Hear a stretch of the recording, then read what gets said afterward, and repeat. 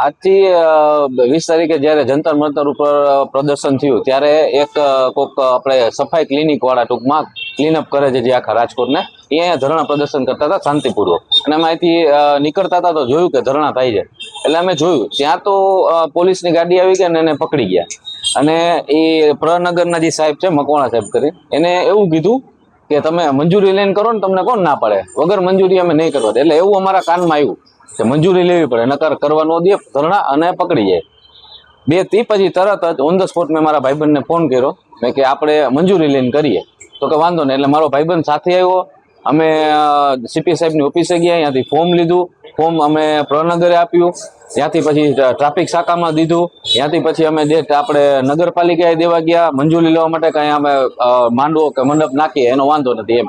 એ બધી જગ્યાએ પ્રોસેસ 2 દિવસ ચાલી. અમારે આજની મંજૂરી હતી, આજ 22 તારીખે આજની મંજૂરી હતી, કાલે સાંજે અમને 6 વાગે ના પાડવામાં આવી છે કે તમને મંજૂરી મળશે નહીં. પછી અમે ડાયરેક્ટ સીપી ઓફિસને કીધું, સીપી ઓફિસ અમને સીપી સાહેબને મળવા દો. તો સીપી સાહેબના બિઝી હતા, કંઈક એમ કીધું કે મિટિંગમાં છે, તમે ડીસીપી ઝોન 2 અધિકારી રાકેશ દેસાઈને મળી શકે?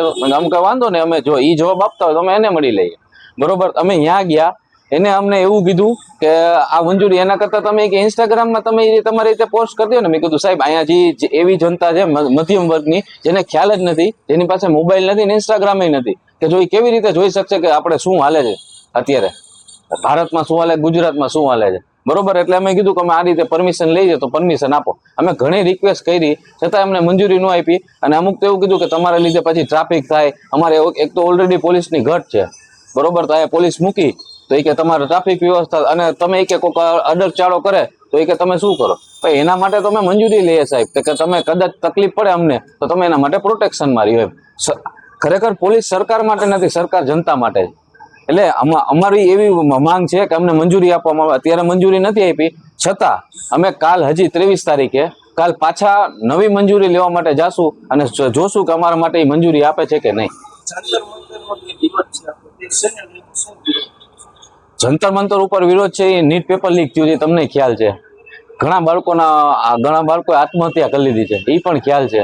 જંતર મંતરમાં સોનમ વાંગચુક જે આપણા ભૂખ હડતાલ ઉપર બેઠા છે, અનશન ઉપર, એને પોલીસ લઈ ગઈ છે, બરોબર. બાળકો ઉપર લાઠીચાર્જ થયો છે. તમે ઘણા વિડીયો, સેંકડો વિડીયો જોતા હશો, માથામાં લાગેલ છે. કોકે તો એવા પોલીસ વાળા પણ છે, મારી પાસે હાલમાં વિડીયો છે કે ખરેખર સફેદ કપડામાં છે, કોઈ પોલીસ વાળા છે નહીં, નેમ બેચે છે નહીં, ચપ્પલ પહેરેલા છે, સાદા બૂટ પહેરેલા છે, અને દાઢી છે, બરોબર. ખરેખર પોલીસ વાળા હતા જ નહીં, બરોબર. આ રીતે અહીંયા બધાને પોલીસ વાળાએ મારવામાં આવેલ છે કે ખરેખર પોલીસ વાળા હતા જ નહીં. વસ્તુ એ છે. અમને અત્યારે તો મંજૂરી નથી આપી, બરોબર, અત્યારે મંજૂરી નથી આપી. અમે નેક્સ્ટ મંજૂરી કાલ 23 તારીખે પાછી અરજી કરવાના છીએ. નહીં આપવામાં આવે, બરોબર, એને કીધું કે 7 દિવસની પરમિશન લેવી પડે, 3 દિવસમાં તમને મંજૂરી ન મળે ગયા. એટલે અમે 7 દિવસનો સમય માંગશું અને પછી કરશું, અને ન મળે તો પછી અમે એમને ધરણા ઉપર બેસશું. પછી ભલે પાછી પોલીસ અમને લઈ જાય, પછી અમે રોજ બેસશું, રોજ પોલીસ ભલે લઈ જાય, કારણ કે અમારે બાળકો માટે તો લડવું જ પડશે.